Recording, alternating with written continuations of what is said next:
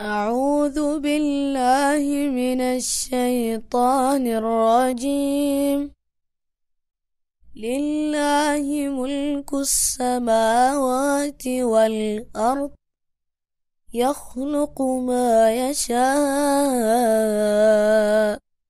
يهب لمن يشاء إناثا ويهب لمن يشاء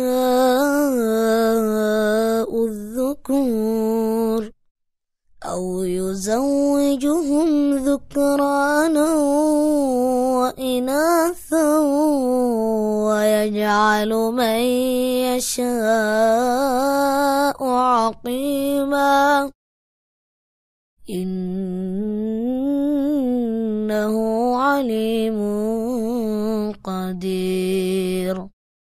اللہ زمین اور آسمانوں کی بادشاہی کا مالک ہے، جو کچھ چاہتا ہے پیدا کرتا ہے، جسے چاہتا ہے لڑکیاں دیتا ہے، جسے چاہتا ہے لڑکے دیتا ہے، جسے چاہتا ہے لڑکے اور لڑکیاں ملا جلا کر دیتا ہے، اور جسے چاہتا ہے بانجھ کر دیتا ہے۔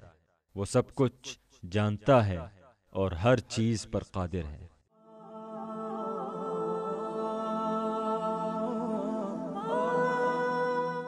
اولاد نعمت بھی ہے اور آزمائش بھی، سو تم شکر اور صبر کے دامن کو مضبوطی سے تھامے رکھو۔